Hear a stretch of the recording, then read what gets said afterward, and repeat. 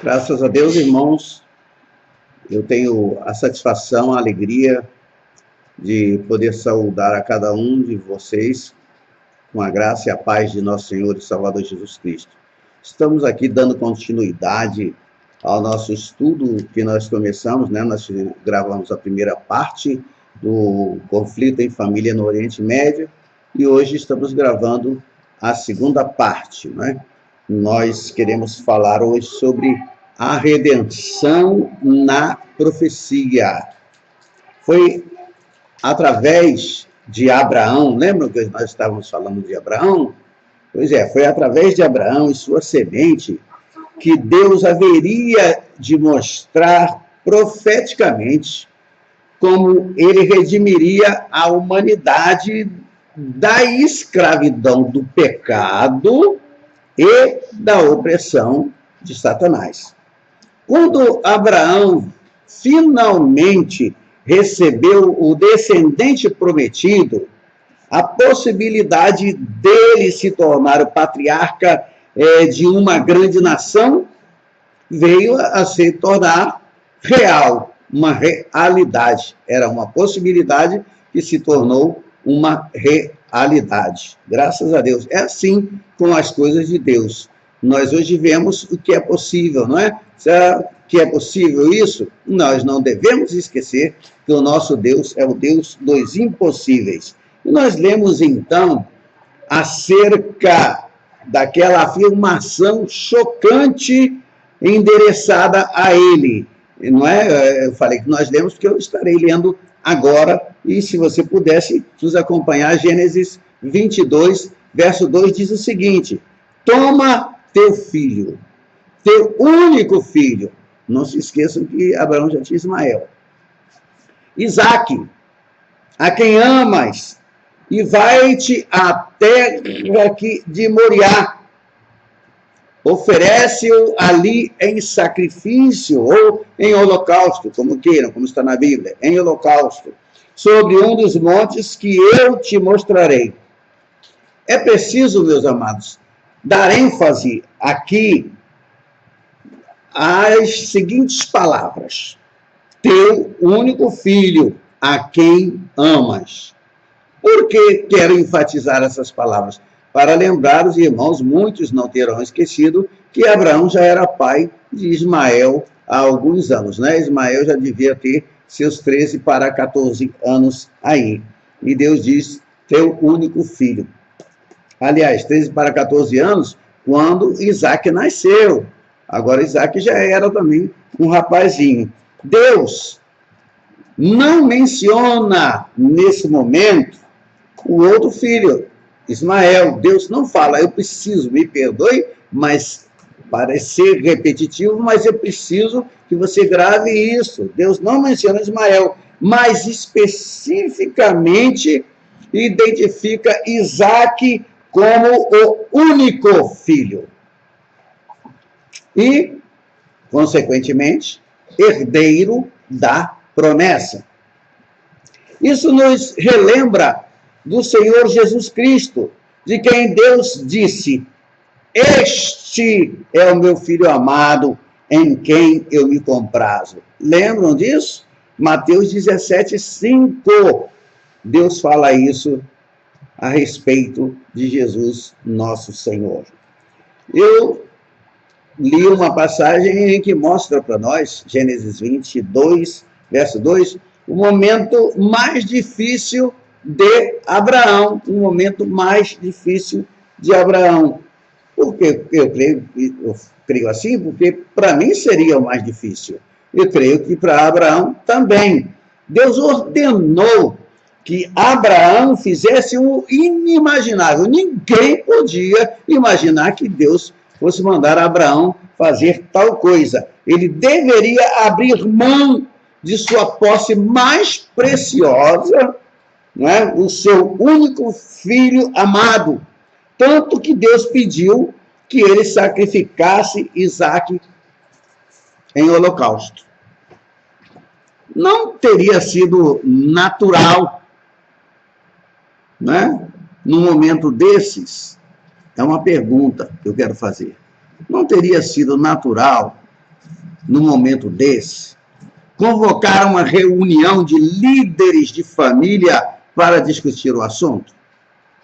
Se Deus me manda sacrificar o meu ente mais querido, eu iria dizer logo, de primeira, não é Deus, essa voz não está vindo do Senhor. Com certeza Deus não vai impedir o meu filho, mas era Deus. Era Deus falando com Abraão, não há a menor dúvida. E eu faria uma outra pergunta. Não seria adequado informar a sua amada esposa Sara dessa ordem terrível e chocante que Deus havia dado a ele? É uma hora que a gente às vezes para e pensa, medita, sossega. Nem sempre entendemos o que Deus quer. Deus nos ordena, Deus nos manda fazer, e nós às vezes queremos discutir com Ele. Queremos até duvidar. Irmãos, talvez eles deveriam ter feito uma reunião de oração, não é? Oração. Vamos fazer uma reunião de oração? Irmãos, subam ao monte para ver se foi Deus mesmo que falou comigo. Vamos procurar uma confirmação. Quem sabe eu não estou pensando direito, quem sabe eu estou ouvindo coisas, né? Vamos pedir confirmação para ver se é mesmo a vontade de Deus. Ou talvez Abraão tenha entendido mal. Afinal, ele era um homem idoso e poderia ter cometido um erro. Ou ainda teria sido apenas um pesadelo. Quem pode duvidar? Na verdade, nós normalmente pensaríamos nisso. Um pesadelo. E que atitude tomar? Havia muitas opções, muitas que estavam disponíveis para se evitar a situação. Igual quando Deus me mandou pedir demissão do Banco do Brasil, depois de estar trabalhando lá por muitos e muitos anos, Deus me manda e eu quis arrumar todo tipo, arranjar qualquer válvula de escape para não obedecer, porque para mim era largar a mão de um salário que na época era talvez o emprego mais excelente que nós tínhamos, e Deus falando comigo, pede demissão. Eu acho que eu estava doido. É a primeira coisa que veio à minha mente, e também veio à mente daqueles com quem eu conversei. Poderia dizer Abraão agora, né? De jeito nenhum o amado filho Isaac deveria morrer. De jeito nenhum, matar Isaac em holocausto. Afinal, Isaac era a resposta às orações, tanto de Abraão quanto de Sara. Ele era o filho prometido, meus amados. O filho prometido. E ele era o único que poderia cumprir a promessa de Deus, de que uma semente de Abraão se tornaria uma grande nação. Mas quando chegou esse momento, ao invés de nós vermos dúvida em Abraão, nós podemos hoje admirar sua obediência, a obediência de Abraão. Porque eu deixaria uma pergunta para você. Como reagiu Abraão? Como? Em Gênesis 22, verso 3, nós temos essa resposta. Veja só. Levantou-se, pois, Abraão de madrugada. Irmãos, Abraão creu em Deus a despeito das consequências aterradoras. Não havia qualquer dúvida quanto a possíveis erros. Abraão era um homem que estava em sintonia com Deus. Não sei se você sabe, mas o significado da palavra fé no original significa não crer em Deus, mas significa andar em sintonia com Deus. Mas como assim? Você deve ter um rádio em casa. Mesmo que nós tenhamos computadores, televisão, tudo, possivelmente você tem um rádio em casa. Se você quiser ouvir uma certa estação e não estiver com o botão de sintonia colocado exatamente naquela sintonia, por exemplo, 97.5, FM 97.5. Se você tiver na 97.3, na 97.9, você não vai estar ouvindo nada da 97.5, embora ela esteja emitindo suas ondas sonoras. Mas quando você puser o sintonizador exatamente no 97.5, você vai ouvir aquela rádio emitindo toda a sua programação. Eu poderia dizer, entre aspas, que o seu rádio naquela hora teve fé. Ter fé é andar em sintonia com Deus. Abraão andava em sintonia com Deus, estava em sintonia com Deus. Não havia espaço para dúvida. A comunhão que ele tinha com Deus era perfeita. Deus sabia o que ele estava dizendo. E Abraão tinha certeza absoluta do seu relacionamento com Deus, o que dava a ele uma segurança, deixa eu fortalecer, uma segurança sólida para agir em perfeito acordo com a palavra que Deus falou. Irmãos, não tenha dúvida, não deixe de acreditar na Bíblia Sagrada, na palavra do Deus vivo, para acreditar nas profecias dos profetas que não são profetas. Dos profetas da internet. Muitos se fazem profetas, muitos se fazem mestres, mas nem todos são profetas, nem todos são mestres, nem todos são doutores, nem todos falam em outras línguas, nem todos profetizam. É redundância, porque eu já falei de profecia. Sim, é de propósito, para você entender isso. Deus distribui os seus dons a cada um conforme lhe apraz, com vistas ao aperfeiçoamento dos santos. Não, irmãos. Abraão tinha sólida segurança para agir de acordo com a palavra de Deus, e é assim que nós devemos agir. Irmãos, e assim, nós temos Abraão como um quadro profético do amor de Deus.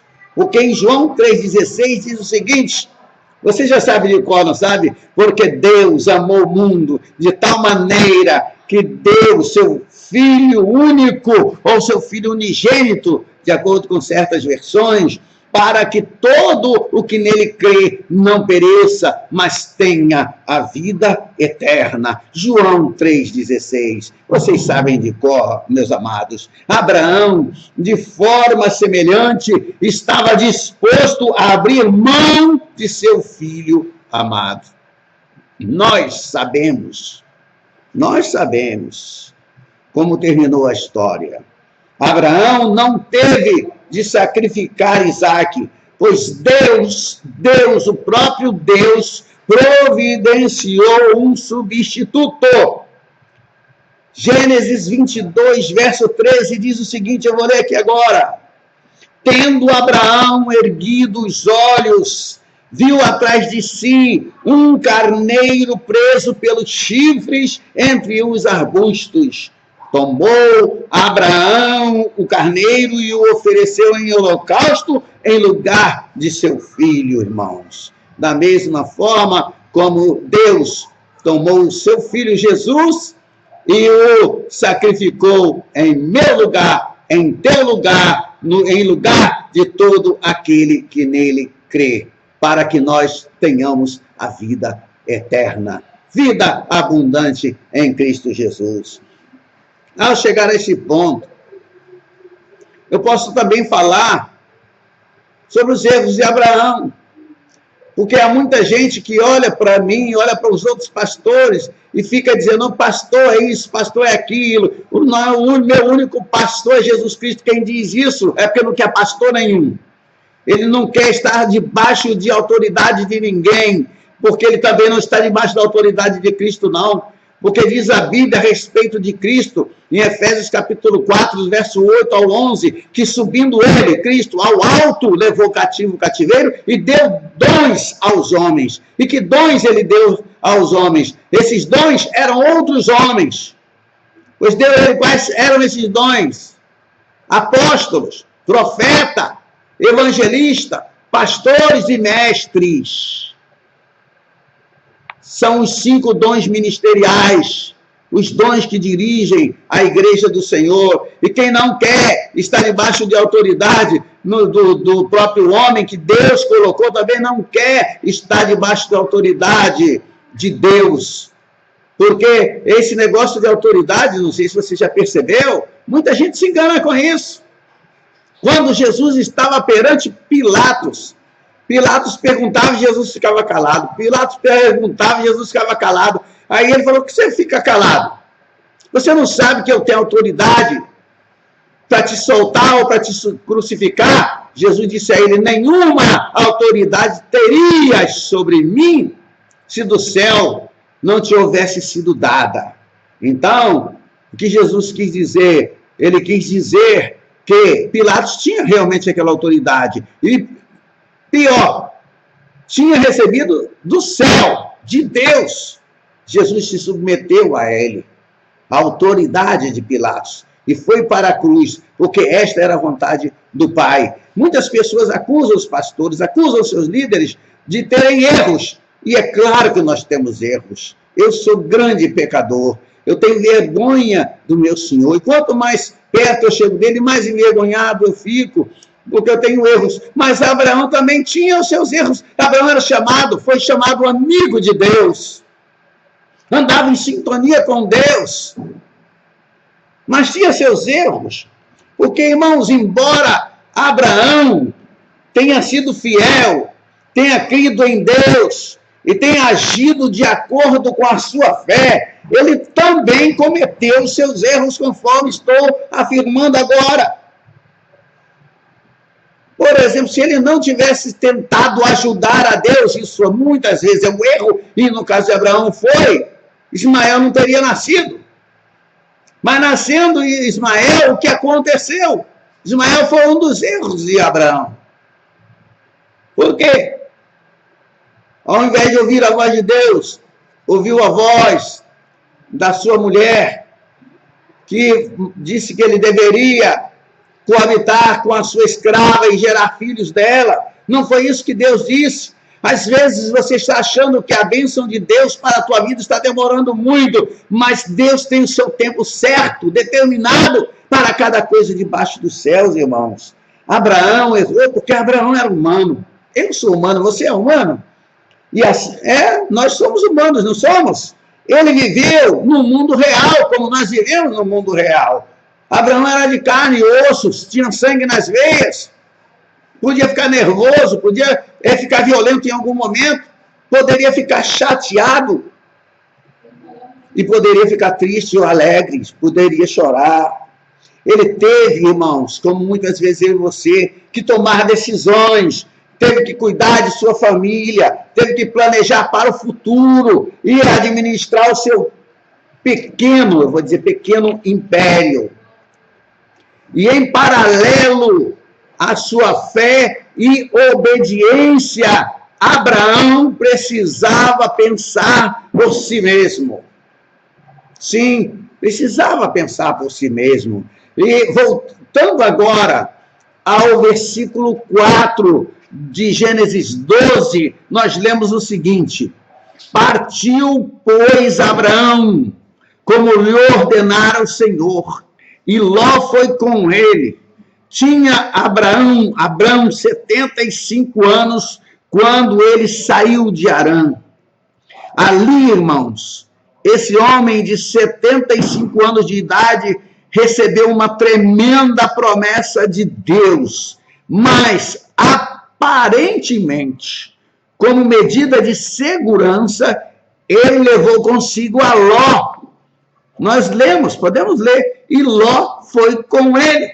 Ló foi com ele. O texto não diz se Abraão insistiu para que ele fosse, ou se foi Ló que quis ir voluntariamente. O texto não diz isso. Mas é razoável pressupormos, meus amados, que isto foi uma das maneiras de se assegurar que o jovem Ló haveria de suscitar descendentes que pudessem cumprir a promessa que fora feita à família de Abraão, a de uma grande nação surgir dele. Dele quem? De Abraão. Mas, será que Deus não deixou claro que ele deveria se separar de sua parentela e da casa de seu pai? Abraão fez tudo certo, exceto levar a Ló a tiracolo. Entretanto, meus amados, esta pequena unidade familiar não durou muito tempo. A Bíblia diz o seguinte, preste atenção, eu vou ler aqui a palavra de Deus. Houve contenda entre os pastores de gado de Abraão e os pastores de gado de Ló. Nesse tempo, os cananeus e ferezeus habitavam essa terra. Isso está em Gênesis 13, verso 7. E, novamente, nós vemos Abraão lidando sábia e generosamente com as situações. Quem me dera ter essa sabedoria, irmãos. Quem me dera. Vamos ler a história. Disse Abraão a Ló: não haja contenda entre mim e ti, entre os meus pastores e os teus pastores, porque somos parentes chegados. Acaso não está diante de ti toda a terra? Abraão pergunta a seu sobrinho Ló: peço-te que te apartes de mim. Olha que ponto teve que chegar. Que te apartes de mim. Se fores para a esquerda, irei para a direita. Se fores para a direita, irei para a esquerda. Levantou Ló os olhos e viu toda a campina do Jordão, que era toda muito bem regada.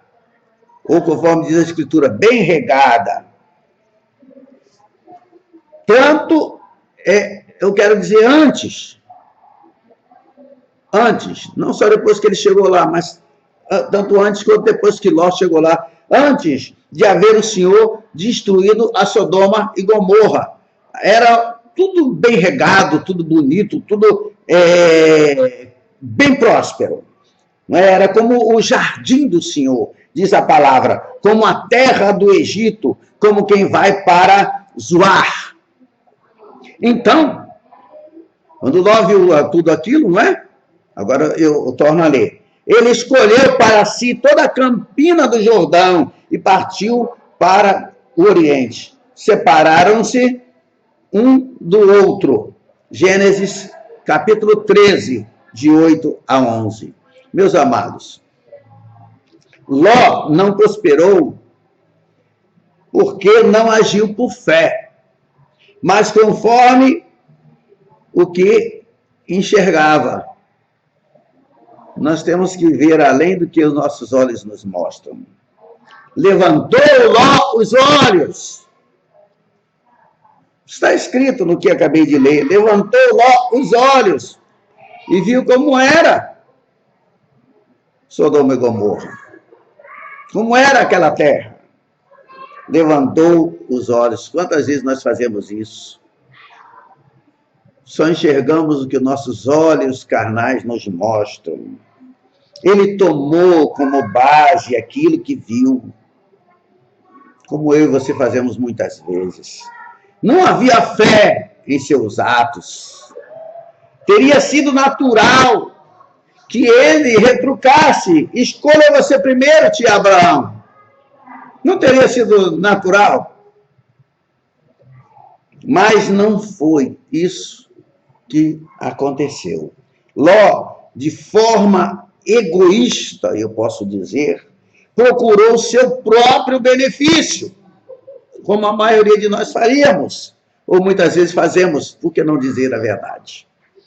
E terminou no lugar mais terrível possível, Sodoma e Gomorra. Isso porque ele não olhou com olhos espirituais, olhou com os olhos carnais. Seu legado terminou em desgraça, conforme nós podemos ver em Gênesis capítulo 19, versos 36, 37 e 38, porque diz assim, olha, e assim as duas filhas de Ló conceberam do próprio pai. Opa! Que isso? A Bíblia continua falando. A primogênita deu à luz um filho e lhe chamou Moabe. É o pai dos moabitas até o dia de hoje. A mais nova também deu à luz a um filho e lhe chamou Ben-Ami. É o pai dos filhos de Amon até o dia de hoje. Os moabitas e os amonitas tornaram-se inimigos ferrenhos de Israel. Dessa forma, nós temos, amados filhos de Deus, um outro início de conflito em família no Oriente Médio. Temos um outro. Essa disputa familiar continua até os dias de hoje. Às vezes com armas de guerra, às vezes com palavras. E, amados, vou falar sobre 2 artigos que eu tenho, como eu falei para vocês, eu guardo sempre recorte de jornais, coisas assim. Às vezes rabisco aqui, copio lá, quando é de uma revista que poderá me atrapalhar aqui, coloco 2 artigos que refletem o conflito que se tem travado durante muitos anos, mas que agora, através da negociação, parece, eu digo sempre parece, que vai chegar ao fim, mas eu afirmo para vocês que não. Somente o anticristo vai conseguir colocar fim nessas coisas. Olha os artigos. Caros cidadãos de Israel, hoje nós estamos adicionando outro degrau na escada rumo à realização do sonho da paz. A paz completa com a Jordânia é possível. Nós trabalharemos com a Jordânia para que isso se torne realidade. Todos abraçamos hoje a declaração de Washington, israelitas, jordanianos, todos os amantes da paz e da liberdade do mundo, ou no mundo, perdão. Amanhã de manhã acordaremos todos para uma nova página de nossa história. E sobre isto podemos dizer, este é o dia que o Senhor fez, regozijemo-nos e alegremo-nos nele, conforme está no Salmo 118, verso 24. Boa noite para vocês em casa, em Israel. Eu espero que amanhã tudo seja diferente. Saudações de paz para vocês do encontro da reconciliação. Então era o primeiro-ministro Rabin falando de Washington, na noite do acordo Israel-Jordânia. Sabe quando foi isso? Sabe qual é a data do recorte que eu tenho? Abril de 94. 94, olha quantos anos atrás. E cadê a paz? Escute o outro artigo, a leitura do outro artigo. Em lugar de cenas de sangue e lágrimas, ali surgirão cenas de alegria e beleza, vida e paz. Nós estamos numa encruzilhada histórica. Escolheremos o caminho das línguas de fogo, das colunas de fumaça e rios de sangue, ou dos desertos que desabrocham, das terras restauradas, do progresso, do crescimento, da justiça e da liberdade. Uma pergunta feita. O mundo está mais inclinado na direção da economia do que na direção militar. Os exércitos conquistam entidades físicas, mas eles não podem conquistar entidades qualificativas ou qualitativas, para ler corretamente. A essa altura do jogo, os objetos sujeitos a uma tomada militar não são os de mais valor. Irmãos, estas palavras, nesse segundo artigo, foram pronunciadas pelo então ministro do exterior de Israel, Shimon Peres. Sabe quando? Também em 94. E cadê a paz? Cadê? Onde está? Irmãos, o famoso processo de paz terminará numa paz para os judeus, para os árabes, para os cristãos no Oriente Médio e, finalmente, para o mundo todo. Não é uma pergunta, é uma afirmação. Mas isso não é agora. Nós precisamos enfatizar que qualquer paz que seja declarada nesse momento jamais será uma paz duradoura. Será sempre uma paz efêmera. Eu diria mais uma trégua do que uma paz. Porque ela é apenas temporária, porque a causa para a divisão entre esses povos não foi removida. A causa não foi removida. O pecado é a causa. E o pecado jamais será tratado em qualquer processo político. Jamais. Somente quando Jesus voltar e terminar com os poderes das trevas, destruindo o mal com a sua vinda, é que ele, Jesus, implantará a paz que será permanente. Somente ele pagou o preço pela paz duradoura. Somente ele, Jesus, o meu Jesus, o teu Jesus, o nosso Jesus, removeu a causa dos conflitos, que é o pecado. Eu quero ficar por aqui hoje, mas nós vamos ter ainda a parte 3, onde nós falaremos sobre os descendentes de Ló, que se opõem a Israel, onde nós falaremos da menina dos olhos de Deus, e falaremos também da grande indignação de Deus. Eu gostaria que você orasse pelo pastor Aragão, para que Deus continue abençoando o pastor, porque pastor Aragão tem vontade, gosta de ensinar a palavra de Deus, mas as pessoas gostam mais de ouvir os grandes do mundo. Eu sou um dos menores. Eu falo apenas pela misericórdia de Deus, por ação da graça do Senhor em minha vida. E o que eu aprendo do Senhor, eu quero compartilhar com você. Se você gostou, eu não tenho vergonha de pedir a você. Clica aí no, como é que o pessoal fala? No joinha, assim. E se você ainda não se inscreveu no meu canal, se inscreva, vai me ajudar muito. E Deus vai te abençoar cada vez mais. Que a graça de nosso Senhor e Salvador Jesus Cristo, que o grande amor de Deus, nosso bendito Pai, e que a comunhão do Espírito Santo, Consolador e Santificador nosso, seja com todos vós e com todos aqueles que aguardam a vinda do Senhor. Que Deus vos abençoe em nome de Jesus. Amém?